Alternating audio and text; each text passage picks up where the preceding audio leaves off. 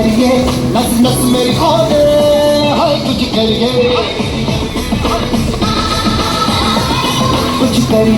कुछ करिए बस बस बड़ा बोले अब कुछ करिए ओ कोई तो चल सिद्ध फड़िए तू बेतरिए या मरिए हाय कोई तो चल ಪ್ರಸ್ತಾವನೆಯಲ್ಲಿ ಉಲ್ಲೇಖ ಮಾಡಿದರು. ಅನೇಕ ಈ ರೀತಿಯ ದೊಡ್ಡ ಮಟ್ಟದಲ್ಲಿ ಮಾಡಿದ್ದೇವೆ. ಆದರೆ ಅದಕ್ಕೋಸ್ಕರ ಮಂಡಲ ಅಂತ ಕರೆದಿವೆ ನಾವು. ಇದನ್ನು 3-4 ಗ್ರಾಮಗಳು ಚುನಾವಣಾ ಭಾಷೆಯಲ್ಲಿ ಅದನ್ನು ಕರೆದಿದ್ರೆ ವೋಟಿಂಗ್ ಬೂತ್ಸ್ ಅಂತ ಕರಿತೇವೆ ನಾವು. ಅಂತಹ ಭಾಗಗಳಲ್ಲಿ ಒಟ್ಟಾಗಿ ಸೇರಿಕೊಂಡು ಒಂದು ಬರಬಾರದು. ಅದರಿಂದ ನಾವು ಅದನ್ನು ಆಚರಣೆ ಮಾಡ್ತಾ ಮುಂದಿನ ಪೀಳಿಗೆಗೆ ನಮ್ಮ ಮಕ್ಕಳು ನಮಗೆ ಬೈದೇ ಇರುವ ಹಾಗೆ ನಾವು ಬದುಕುವಂತಹ ಜವಾಬ್ದಾರಿ ನಮ್ಮ ಮೇಲಿದೆ. ಆದ್ದರಿಂದ ಅಂತಹ ಒಂದು ಜವಾಬ್ದಾರಿಯನ್ನು ನಾವು ಚೆನ್ನಾಗಿ ನಿರ್ವಹಿಸಿದ್ದೇವೆ ಎನ್ನುವಂತಹ ಒಂದು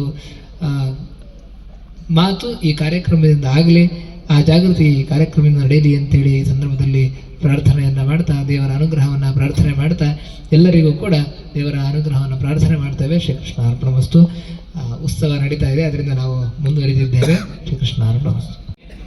ಅಬ್ಬಕ್ಕನಾಗಿ, ಕಿತ್ತೂರು ರಾಣಿ ಚೆನ್ನಮ್ಮನಾಗಿ, ಒನಕೆ ಓಬವ್ವನಾಗಿ, ನಮ್ಮ ಮಕ್ಕಳು ಕೃಷ್ಣನಾಗಿ, ರಾಧೆಯಾಗಿ ಇವತ್ತು ಸಮಾಜದ ಮುಂದೆ ಗೋಚರ ಆಗಿರ್ತಕ್ಕಂಥದ್ದನ್ನು ನಾವೆಲ್ಲ ಕಣ್ತುಂಬಿ ಪ್ರಸನ್ನರಾಗಿದ್ದೇವೆ. ಬಹುಶಃ ಎಲ್ಲರ ಮನಸ್ಸಿನಲ್ಲಿ ಇದೆ, ನನ್ನ ಮಗ ಸಾವರ್ಕರ್ ಆಗಬೇಕು, ನನ್ನ ಮಗ ವಿವೇಕಾನಂದ ಆಗಬೇಕು. ಇದೆಲ್ಲವೂ ತುಂಬ ಜನರ ಮನಸ್ಸಲ್ಲಿದೆ.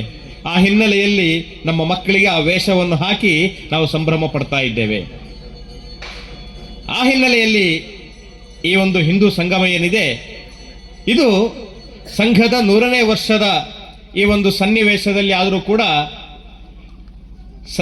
100ನೇ ವರ್ಷದ ಆಚರಣೆಗೋಸ್ಕರ ಅಲ್ಲ.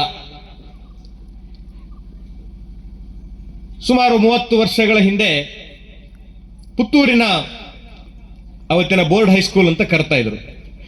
ನಮ್ಮ ಸುಳ್ಯದ ಭಾಗದಿಂದ ಅಲ್ಲಿಗೆ ಓದಲಿಕ್ಕೆ ಬರ್ತಾ ಇದ್ರು. ಹಾಸ್ಟೆಲ್ನಲ್ಲಿ ಇದ್ದು ಶಿಕ್ಷಣ ಪಡಿತಾ ಇದ್ರು. ಅಂತ ಒಬ್ಬ ವಿದ್ಯಾರ್ಥಿ ಅಲ್ಲಿ ಹಾಸ್ಟೆಲ್ನಲ್ಲಿ ಆಟ ಆಡ್ತಾ ಇರಬೇಕಾದ್ರೆ ಮಂಗಳೂರಿಂದ ಒಬ್ರು ಬಂದು ಅಲ್ಲಿ ಆಟ ಆಡಿಸ್ತಾ ಇದ್ರು. ಅವರನ್ನು ಆಡಿಸ್ತಾ ಅನೇಕ ಕತೆಗಳನ್ನು ಹೇಳ್ತಾ ಇದ್ರು. ಕತೆ ಹೇಳಬೇಕಾದ್ರೆ ಅನೇಕ ಬಾರಿ ಹಿಂದೂ ಅನ್ನುವಂಥ ಪದ ಆ ಹುಡುಗನ ಕಿವಿಗೆ ಬೀಳ್ತಾ ಇತ್ತು.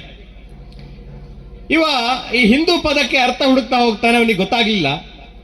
ಮನೆಗೆ ಹೋಗಿ ತಂದೆ ಹತ್ರ ಕೇಳ್ತಾನೆ, ಅಪ್ಪ ಈ ಹಿಂದೂ ಅಂದ್ರೆ ಏನು, ಎಲ್ಲಿರ್ತಾರೆ ಅವರು, ಏನು ಅಂತ.